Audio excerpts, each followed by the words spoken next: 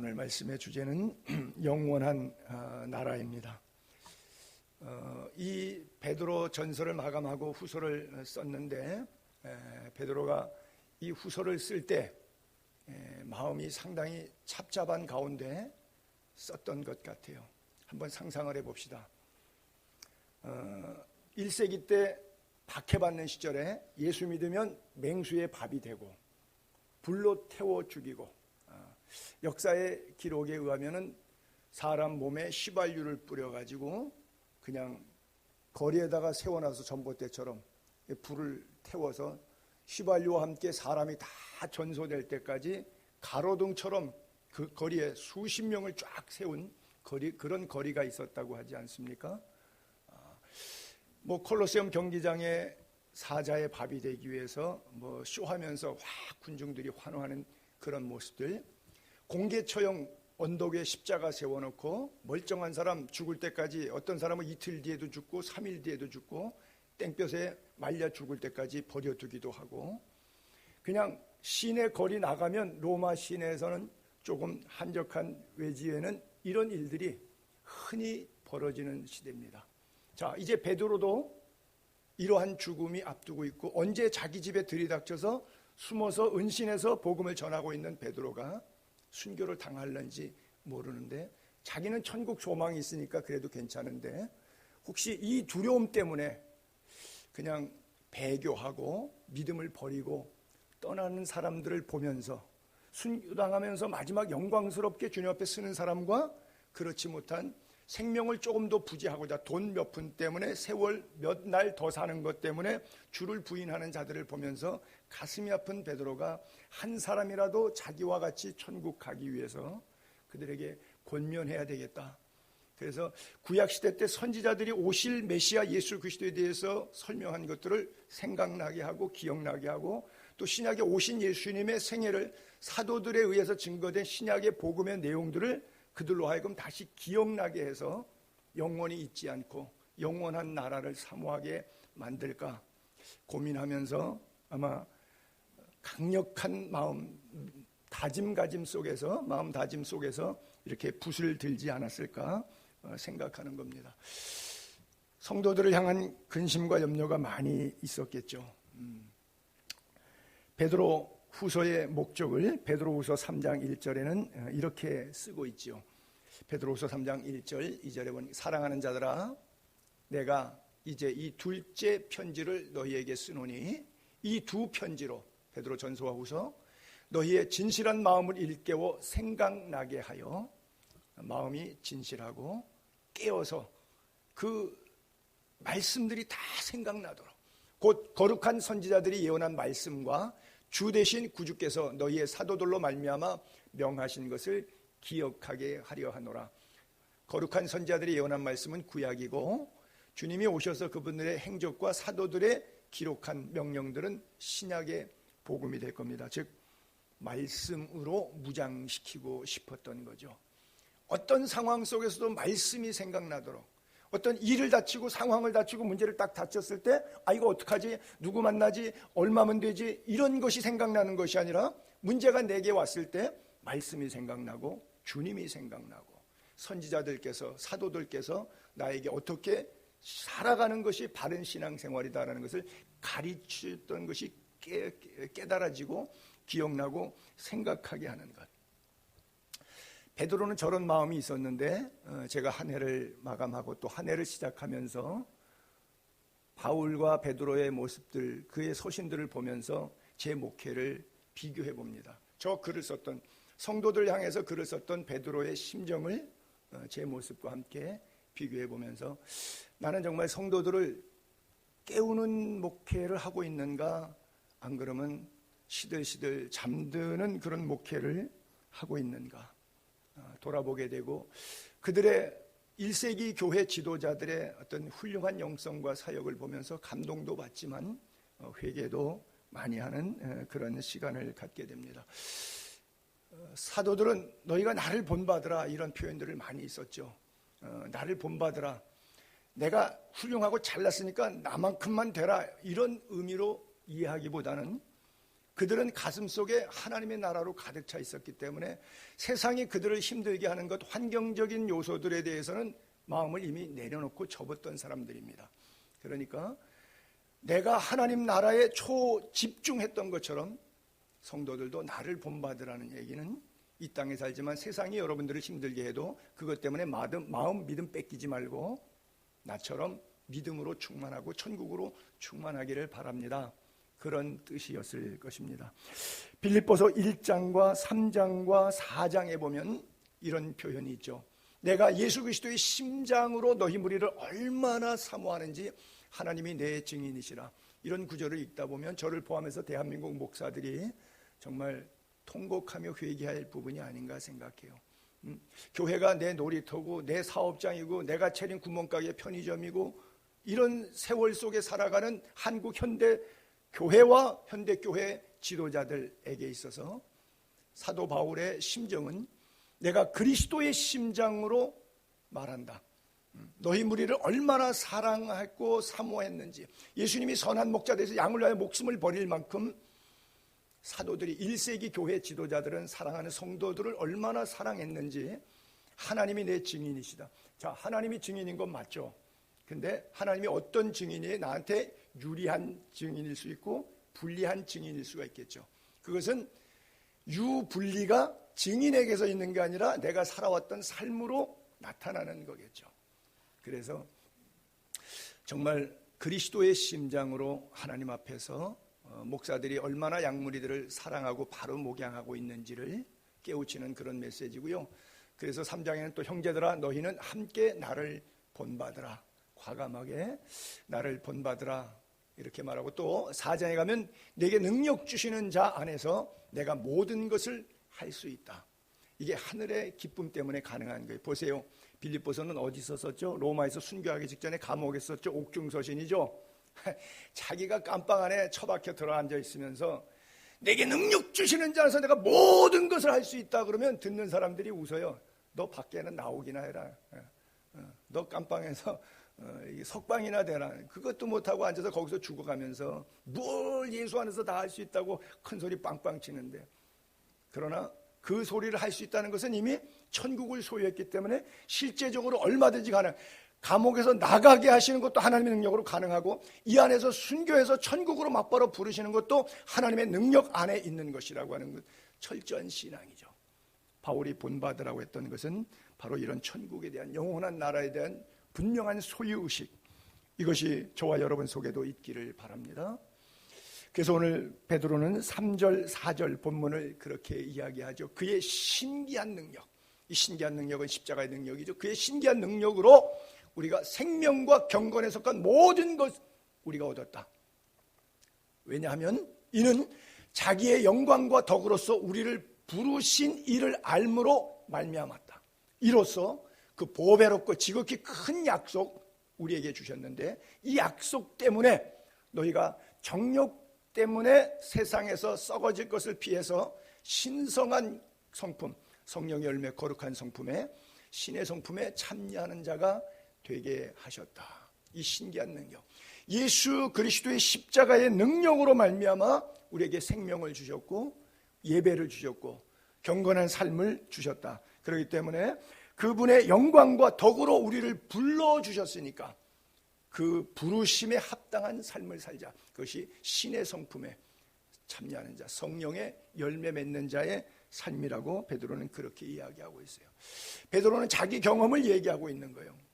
정말 무식했고 갈릴리 어부였고 평생 조상 때부터 물고기 몇 마리 잡아갖고 생계 유지하면서 살아왔던, 경제와 지적인 그 다음에 사회적인 신분에 있어서 불가촉 천민처럼 낮은 삶을 살았지만, 그런 자기 인생을 향하여 거룩한 하나님이 찾아오셔서 어느 날 말씀에 의지하여 그물을 내렸더니 자기 방법으로 밤새 실패했던 삶을 하나님의 말씀에 순종했을 때 나타난 물고기 기적사건을 통해서 주님께서 부르신 거죠.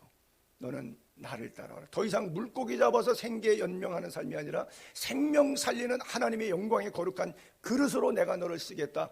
그 하나님의 손에 붙잡혔는데, 붙잡히고 보니까 이것이 하나님의 신비라는 것이죠. 나 같은 죄인을 하나님이 이렇게 구원받게 하시고 쓰시는구나. 이것이야말로 그의 신기한 능력이 나를 부르셨구나. 그래서 그가 안디옥에 가서도 복음을 전했죠. 터키 땅에도 가서 복음을 전했죠. 그리스 고린도에 가서도 복음을 전했죠. 오직하면 거기 바울파, 아볼로파, 게바파, 베드로파가 있을 정도로 로마에까지 가서 복음을 전하면서 거꾸로 십자가를 지는 순교의 자리를 이뤘죠. 신학자들이 간혹 바울은 이방인의 사도고 베드로는 유대인들의 사도다, 국내 사역자, 해외 사역자로 구분하긴 하는데, 사실은 성경을 면밀히 들여다보면요, 국내 국외를 할 것 없이 복음을 증거할 수 있는 길이라 그러면 때를 얻든지 못 얻든지 지역을 편을 가리지 않고 그냥 나가서 복음을 전했던 사람이 바로 베드로라고 하는 사람이에요. 놀란 거예요. 나 같은 갈릴리 촌구석의 어부가 어떻게 세계 복음화를 위해서 거룩한 신의 성품에 참여해서 십자가의 능력, 이 신기한 능력으로 이렇게 구원받고 이 사역을 감당하게 되었는가. 똑똑한 헬라인들, 지혜로운 사람이 볼 때는 굉장히 이게 미련한 것이고, 그리고 잘난 유대인들, 할례받은 유대인들이 볼 때는 이건 아주 깨름직한 것인데, 그럼에도 불구하고 십자가라고 하는 것은 하나님의 능력이요 하나님의 지혜라고 하는 것이 믿어졌기 때문에, 야, 이거야말로 신비다, 귀한 능력이다, 신비로운 능력이다, 베드로가 그렇게 깨달았던 거예요. 여러분, 베드로서를 이렇게 보다 보면 베드로전서 1장 1절과 베드로후서 1장 1절에 자기를 수식하는 차이에 약간의 차이가 있어요. 1장 베드로전서에 보게 되면 예수 그리스도의 사도 베드로는 뭐 흩어진 나그네들에게 편지하노니 이렇게 써 있는데, 자기를 이렇게 수식했는데, 후서에 가게 되니까 두 단어를 더 끼워 넣었어요. 종이라고 하는 단어와 시몬이라고 하는 본명을 넣었어요. 워낙 베드로는 예수님이 지어준 별명이잖아요. 왜 종이라고 하는 단어를 수식했을까요? 지금은 종이라는 개념이 미화되어 있어서 뭐 목사님은 하나님의 종이야, 뭐 이렇게 이런 종 그러면 목사님에 대한 개념이 괜찮을 때 종 그러면 괜찮은 느낌이 확 오도록 이렇게 변질이 됐는데, 실제적으로 문자적으로 2000년 전에 종은 둘로스라고 하는 것은 노예입니다. 생명의 여탈권이 자기 손에 없어요. 사고 팔아도 그만이고 주인이 죽여도 그만이고요. 먹는 시간, 자는 시간, 가고 싶은 거, 하고 싶은 거 자기 뜻대로 하나도 할 수 있는 게 없어요. 종이 시키는 것만 해야 되는 거예요. 주인이 시키는 것만, 이게 종이에요. 여러분은 누구의 종입니까? 물질이 시키는 대로, 사람이 시키는 대로, 권세가 시키는 대로, 오락이 시키는 대로 여러분들의 주인은 누구이십니까? 베드로는 자기의 주인은 예수 그리스도라고 하는 것을 정체성을 분명히 했어요. 이것이 오늘 현대 그리스도인들에게 너무 중요한 아이덴티티, 교인의 정체성이라고 하는 거예요. 우리는 그리스도의 종입니다. 그래서 주님이 시키는 대로 사는 사람이 종이에요. 그리고 동시에 시몬이라고 하는 표현을 썼는데, 여러분 다 아시다시피 시몬이라고 하는 것은 베드로의 본명인데 야곱의 둘째 아들이죠. 첫 번째 르우벤이고 두 번째 시몬을 낳는데, 아시다시피 야곱이 그 언니 레아보다 동생 라헬을 사랑했잖아요. 근데 하나님께서 아들을 주셨어요. 득남하였다. 그래서 르우벤. 근데 그래도 아들까지 낳아줬는데도 애도 못 낳는 동생을 더 사랑하는 거니까 막 앙탈 쓰다시피 때를 썼어요. 하나님 또 아들을 줘서 자식이 많아서 아주 나만 바라보게 해주세요.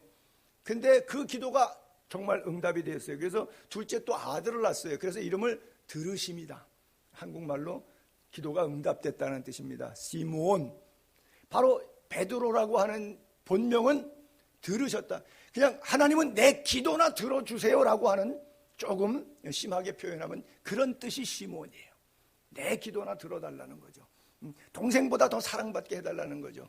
어떤 의미에서 이기적인 기도인데 그나마 그런 기도도 하나님께서 그에게 들어주신 적이 있었는데, 어쨌든 이런 시몬이라고 하는 자기밖에 모르는, 내 기도만 들어주면 되고 남을 미워해서 그 사랑을 내게로 더 가져가겠다고 하는 이기적인 사랑의 발로가 바로 시몬이라고 하는 이름 속에도 내재되는데, 그 이 시몬의 이름을 바꿔서 예수 그리스도의 기능, 반석 위에 내 교회를 세운다고 하는, 예수님을 상징할 때 신령한 반석 예수 그리스도라고 표현되고 있는데, 그 예수 그리스도의 기능의 이름을 시몬에게 주신 거예요.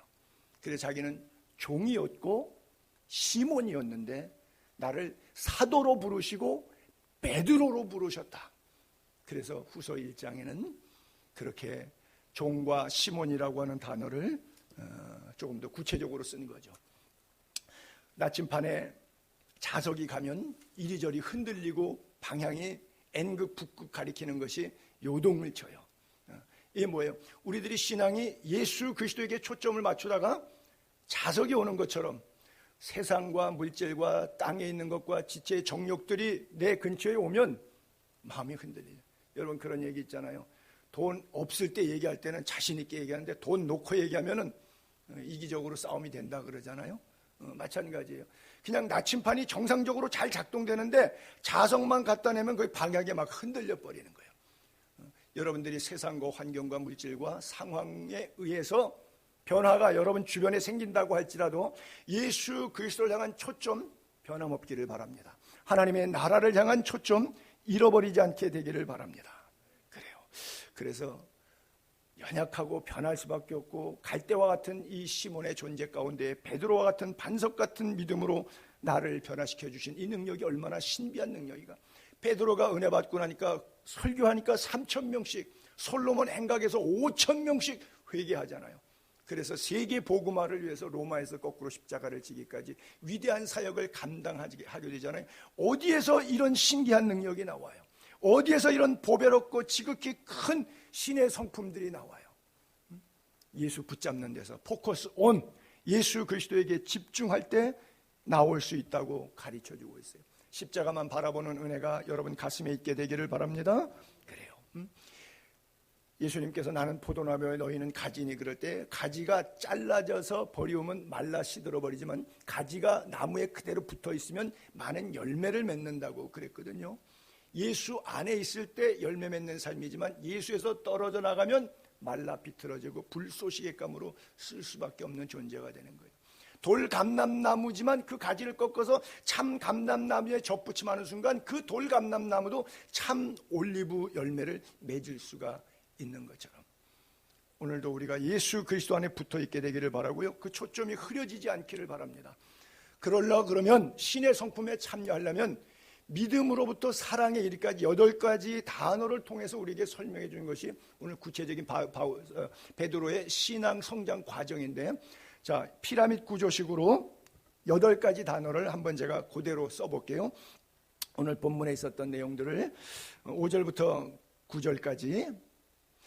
첫 번째는 믿음의 덕을 덕의 지식을, 지식의 절제, 절제의 인내를, 인내의 경건을, 경건의 형제의 우애를, 형제의 우애의 사랑을 더하라 이렇게 썼잖아요. 그래서 제가 여기다 가로 열고 조금 그 단어를 풀어서 이렇게 수식을 좀 해봤어요. 믿음이 도대체 뭘 믿음이라 그러느냐? 나의 주인, 나의 지으신 분이 창조주는 바로 하나님이라고 하는 것을 전적으로 인격적으로 신뢰하는 것. 내 상황과 관계없이 내가 병들든 망하든 어떠든 상관없이 그럼에도 불구하고 하나님이 나를 지으셨다. 나는 하나님의 창조의 작품이다 라고 하는 것을 믿는 것. 여호와의 선하심을 늘 맛보아 아는 것. 그걸 믿음이에요. 전적인 신뢰. 내 손에 주어진 그 무엇 때문에 하나님은 참 좋으신 분이야 라고 믿는 것이 아니라 내 손에 아무리 구해도 주어지지 아니할지라도 그럼에도 불구하고 나는 객체적으로 인격적으로 하나님이 나를 지으시고 나를 사랑하시고 나를 위해서 그 아들 독생자 예수 그리스도까지 아끼지 아니하시고 십자가에 내어주신 그 하나님이라고 하는 것. 그것에 대해서 0.1%의 의심도 없이 100% 믿는 것. 창조주의 인격적 신뢰. 그것이 믿음이에요. 그러니까 믿음이 오르락내리락 하는 것은 하나님이 변덕 부리는 것이 아니라 내게 상황이 좋아졌다 나빠졌다 하면서 믿음이 오락가리락 하니까 이것은 이 믿음이 너를 능히 구원하겠느냐 하듯이 온전한 믿음, 행동하는 믿음이라고 보기 어려운 거죠. 그 다음에 믿음의 덕을 쌓아야 된다는데 우리가 많이 욕먹고 회자되는 이야기 가운데 하나죠. 교회 수십 년 다녔다, 믿음 생활 오래 했다 그랬는데 영 덕이 안 되는 사람이 있어요. 혼자 기도는 많이 하는 것 같고 뭐 성경을 혼자 다 딸딸 외우는 것 같은데 자기 영적 우월 의식에 빠져 있지 남 섬기는 데 있어서는 전혀 없는, 덕이 안 되는, 교회를 그렇게 오래 다녔는데 덕이 안 되는 사람이 있어요. 그 믿음 정말 이게 참 믿음이겠는가 하는 거죠. 그리고 그 덕은 어디서 나왔냐? 휴머니즘이라고 하는 자기의에서 사람이 인, 예, 지, 덕 이런 게 있어야지 뭐 공자님 말씀처럼 그렇게 인본주의적인 덕을 나타내는 것이 아니라 하나님을 아는 지식을 얘기하는 거예요. 땅이 어디에서 왔냐? 인간이 어디서 왔냐? 박사학위 100개 있어도 하나님을 아는 지식이 없는 자는 이걸 몰라요. 그래서 지구 과학에서 뭐라 그래? 땅이 어디서 나왔다고요? 우주 행성 궤도에 운석이 돌아다니는데 이 운석이 이 운석 저 운석 부딪히다가 둥글게 됐대요. 부딪혀갖고 왜 가라지였다는 얘기죠.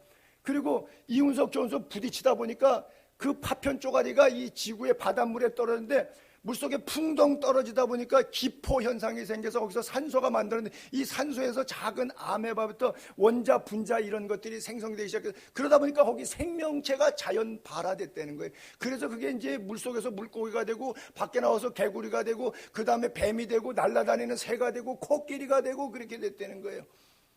그래서 그 중에 하나의 원숭이가 인간 됐다는 거예요. 이게 우리가 과학으로 배우는 빅뱅 이론 진화론 이겁니다. 얼마나 과학적이에요? 얼마나 옳아요? 하나님을 아는 지식이 없으니까 그 모든 지식이 무슨 소용이 있냐고요. 멸망받을 지식들이죠. 그래요. 우리에게는 이 믿음, 덕 그리고 하나님을 아는 지식이 필요한 거예요. 그리고 많이 아는 사람은 교만하죠. 절제하지 몰라요. 지가 옳다고 지주장만 하고 나가요. 이게 뭐예요? 절제가 필요한데 하라는 건 하고 하지 말라는 건 하지 말고, 그렇죠? 그리고 자기 비움을 통해서 아무리 좋은 자동차도 가속력이 좋고 스피드만 좋으면 뭐예요? 못 쓰면 죽는 거죠. 그렇죠? 쓸 때는 서야죠. 그러니까 예수 잘 믿는 척하고 말 잘하는 척하고 지식 있는 척하고 그냥 킵 고잉 하는데 다른 사람하고 다 부딪혀. 왜? 쓸 줄을 모르니까. 이 사람하고 부딪히고 저 사람하고 부딪히고. 절제가 안 돼. 무절제. 아무짝에 쓸모없는 믿음이죠. 그리고 인내는 제가 무조건적인 양보라고 거기다가 이렇게 표현을 해봤는데요. 조건이 없어요. 그냥 참을 때 너 3번만 봐준다. 1번만 더 봐준다. 그거는 인내가 아니에요. 그건 장사하는 거지. 끝까지 주님이 베드로에게 뭐라 그래요? 7번이 아니라 7번, 70번씩 7번이라도 용서해 주라. 말씀하시잖아요. 그걸 바로 인내라 그래요. 성령의 9가지 열매 가운데 아주 독특한 신의 성품의 대표적인 것이 있네. 십자가를 위해서 부끄러움을 참으시는데 끝까지 참고 죽기까지 복종하시는 것. 그게 인내인데, 그래서 인내는 조건이 없어요, 사실은. 그 다음에 경건은 예배와 생활이 일치되는 것을 경건하는. 예배 시간에는 목사가 모르잖아요. 옷 깨끗이 차려입고 헌금 정성껏 준비해갖고서는 거룩 그러고 찬송 부르니까 예배만 드리는 모습 가지고는 경건이 나타나지 않지만 일주일 동안 여러분들이 학교에서, 직장에서, 가정에서, 이웃 사회들과의 인간관계 속에서, 돈 쓰는 과정 속에서, 친구 즐기는 우정관계나 오락관계 속에서 그리스도인의 정체성을 갖고 사느냐, 그렇죠? 예배와 생활이 일치되는 삶, 환난 중에 고아와 과부를 돌보고 세속에 물들지 않고 자기를 지키는 것이 참된 경건이라고 야고보서 1장 27절에 말씀하고 있지 않습니까? 그래서 예배와 생활의 일치. 그래서 10계명이 율법이지만 10계명은 능히 은혜 안에서 지키고도 남는 자의 삶. 이것이 바로 경건이에요. 그 경건에 형제 우애를 더하라. 제가 거기다가 세족식의 생활하라고 한번 적어봤는데 예수님께서 티닥티닥 타투는 제자들에게, 아니 넌 예수 제자까지 돼가지고 니들끼리 싸우면 세상 사람들이 너 뭘로 보겠느냐. 서로 사랑해라.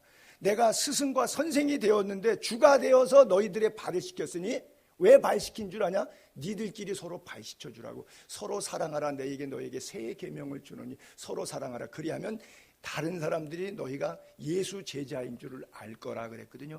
그리스도인 교운 간의 교회 안에서의 공통체 성도들의 지체는 바로 서로의 세족식입니다.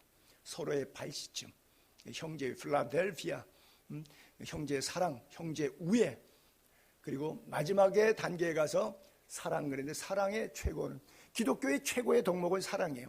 이 성경을 한마디로 표현하면 사랑입니다. 이것을 조금 늘려놓으면 하나님 사랑과 이웃 사랑이에요. 그걸 조금 늘려놓으면 10가지 계명이 돼서 4개의 대신 계명과 6개의 대인 계명, 그것을 조금 더 늘려놓으면 365개의 캐비넷, 올 카비넷, 뉴 카비넷이라는 언약이라고 하는 거예요. 하라 하지 말라는 약속이 성경에 기록되어 있는 것이 그 약속들. 그래서 이것을 압축하면 사랑이기 때문에 새 계명이라고 하는 거예요. 뉴 커맨먼트, 새로운 계명, 새로운 약속을 너에게 준다. 그것이 서로 사랑이라. 그래서 믿음이 뭐냐? 믿음으로부터 사랑의 단계까지 피라미처럼 올라가지 않으면 그 믿음은 참 믿음이라고 볼 수 없어요.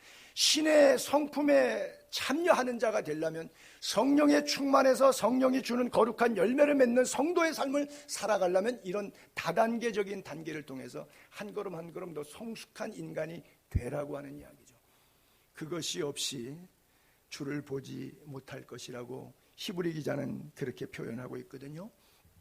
여러분, 믿음은요 생명체예요. 자랍니다. 성장해요. 생명체가 안 자라는 것은 죽었다는 뜻이거든요.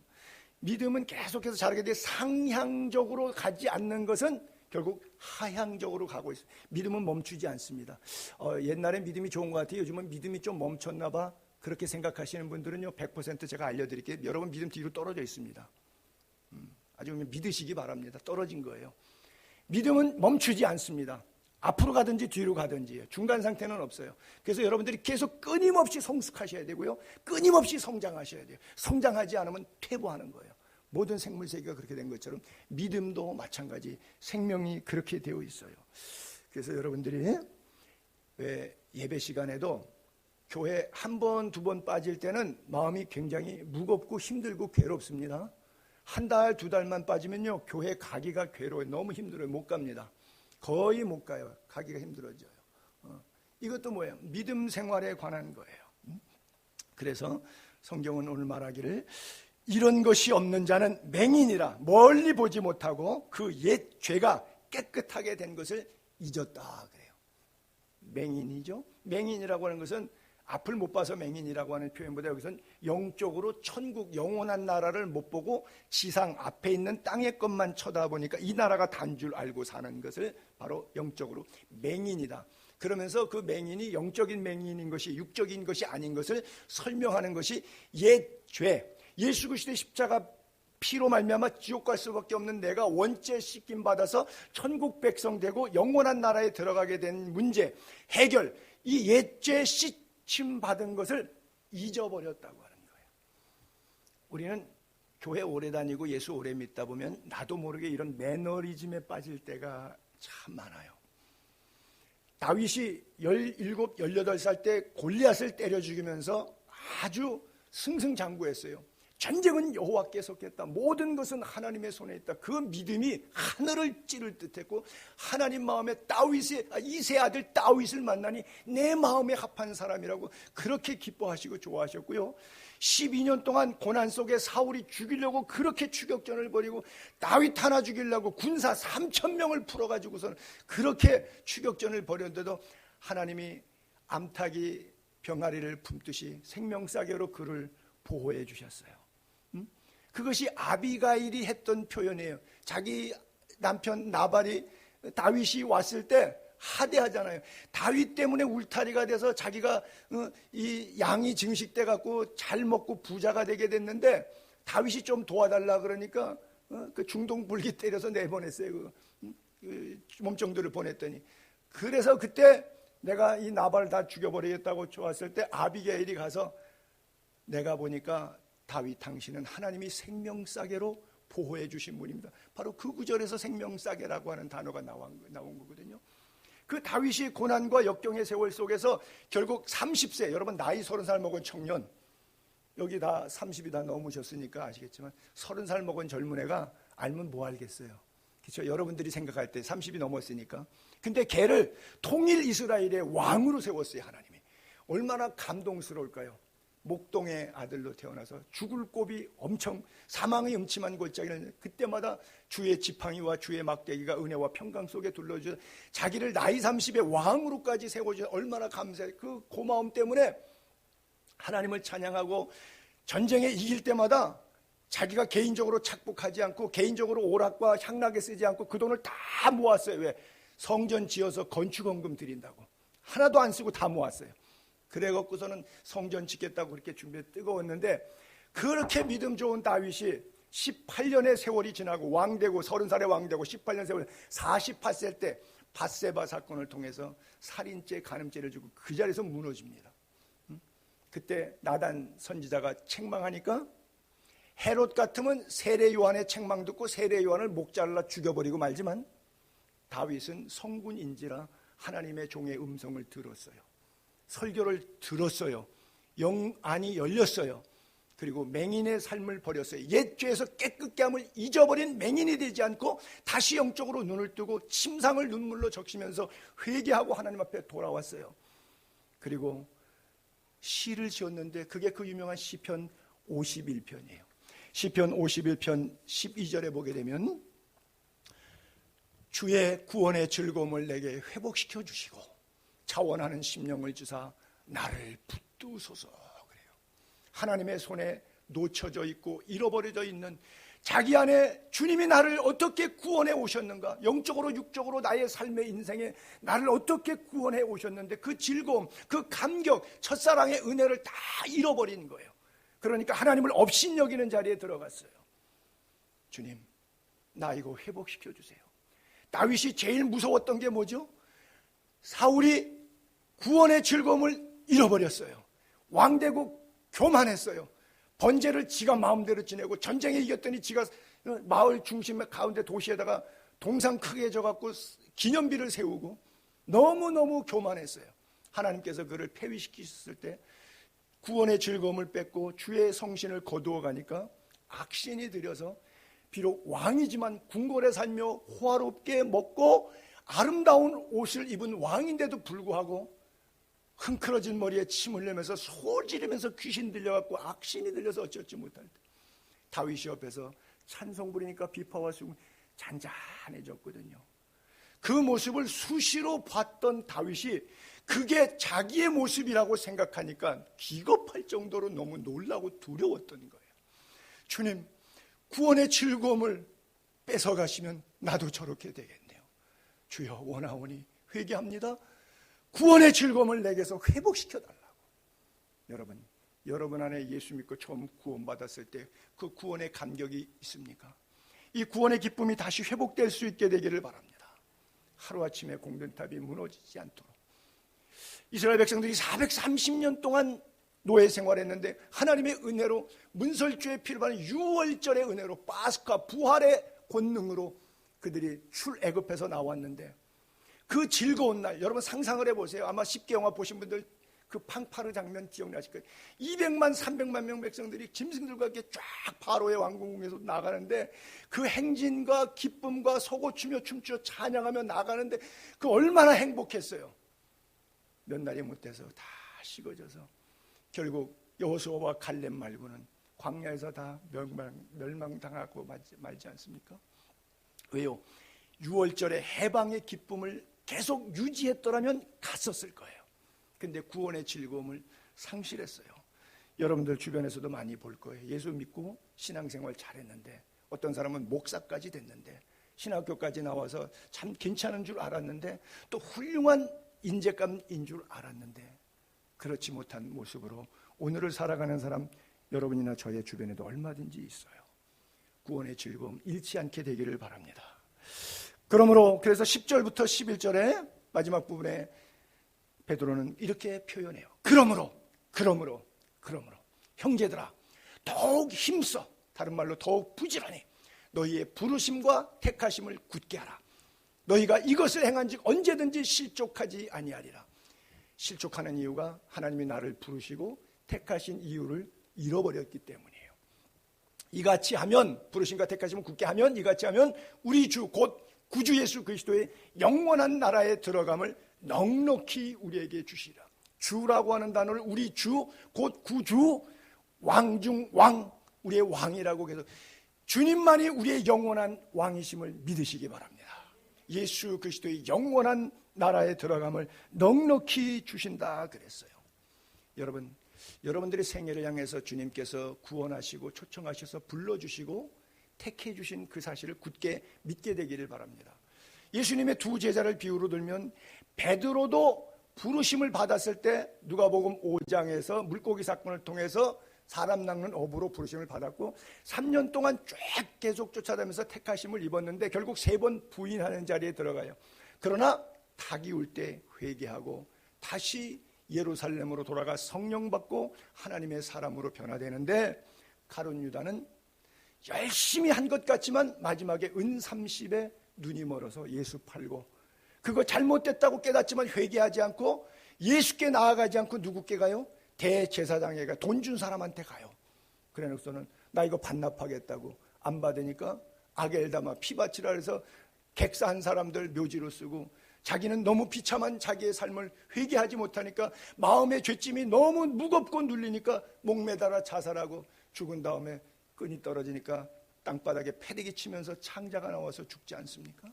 그리고 그 죽은 밭을 그 은30에 사가지고 객사한 사람들의 묘지로 공동묘지로 사용하고 여러분 똑같이 예수님의 제자의 12명의 뽑고 뽑은 부르심과 택하심을 입었는데 왜 다른 길을 걷죠? 누구는 성공적인 신앙생활, 누구는 실족해서 차라리 나지 아니하였다면 제게 좋을 뻔하였느니라고 하는 주의 음성을 듣게 되었냐고요. 그게 그 누구 이야기입니까? 베드로와 가룟 유다의 이야기입니까? 오늘 우리들의 이야기입니까? 내 신앙의 정체성, 현주소가 어디에 머물고 있습니까?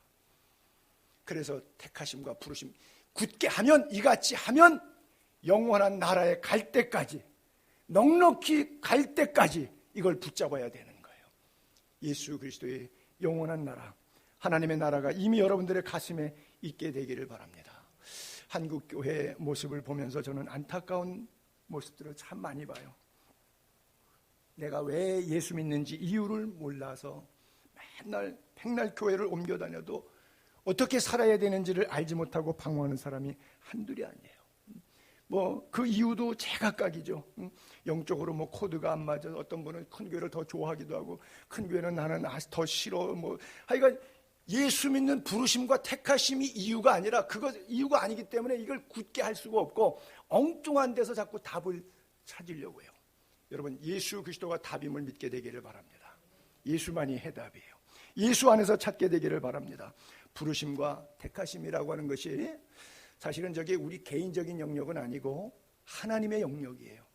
하나님께서 우리를 부르시고 하나님께서 우리를 택해 주시는데 때때로 내가 기도해서 뭐 환청, 환상, 자기 체험, 개인적인 감정 이런 것들을 부르심과 택하심에 혼재해가지고 헷갈려 해서 나갈 때가 있어요. 그러다 나가다 보니까 하나님의 부르심이 아니니까 사탄이 장난 놀면 해딱 넘어지는 거예요. 그래서 신앙생활이 너무 업앤다운이 심하고 제멋대로 살아가는 사람이 한둘이 아니에요.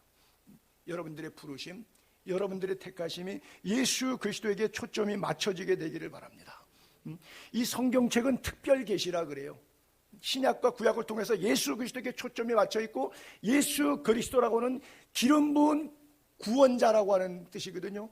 그래서 그 성령의 기름 부음을 통해서 우리가 믿음이 생겨서 하나님의 선물로 구원을 받게 된 거고 그 구원의 은혜가 성령의 역사하심으로 계속해서 지탱해서 날마다 성숙한 믿음으로 천국까지 가게 이끌어주는 것인데 이 성령의 기름의 견인에 대해서 그때마다 우리를 부르심과 택하심이 있는데 이게 내 감정하고 희색돼 가지고 내 감정과 기도 응답의 결과물들을 상대방에게 자꾸 이렇게 적용시키려고 그래요.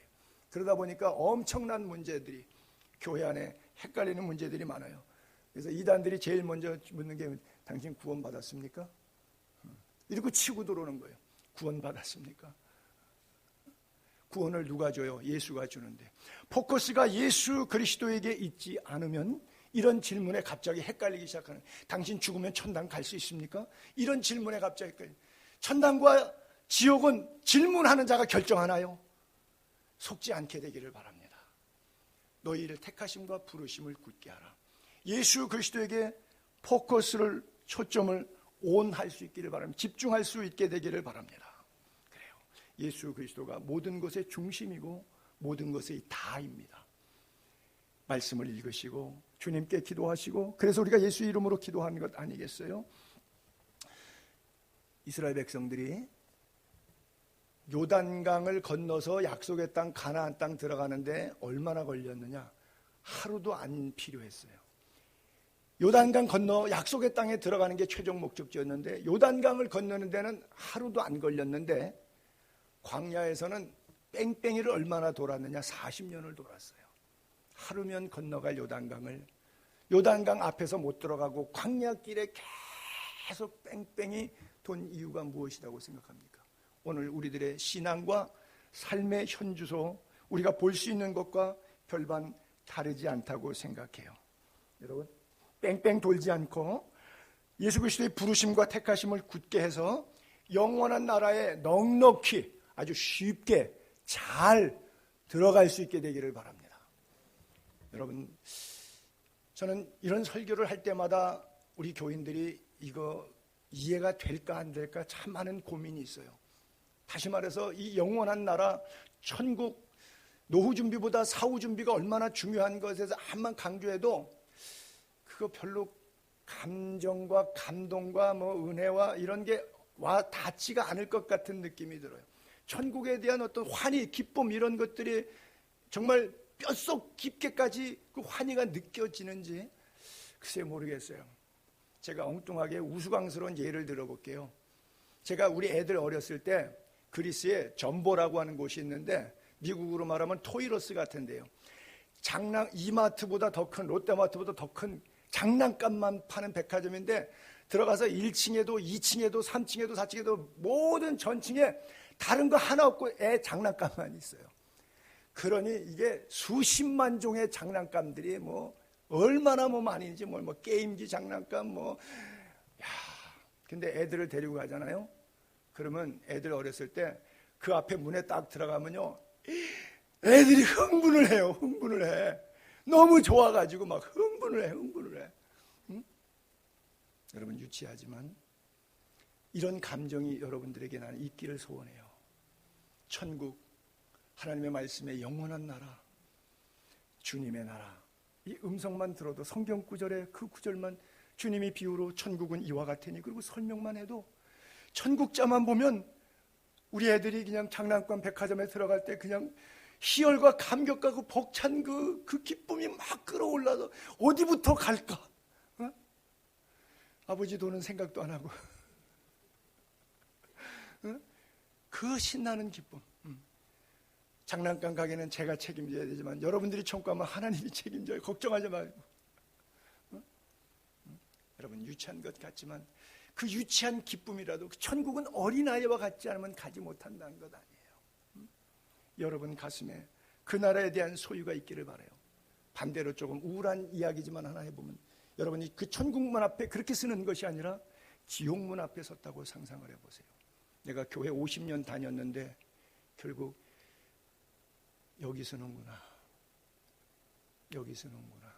그 마음의 힘듦, 우울함, 주님이 심판대에서 넌 이쪽 문으로 들어가라 결정났을 때 그 마음 상태는 어떨까요? 이 세상에는 다 가진 것 같았겠죠.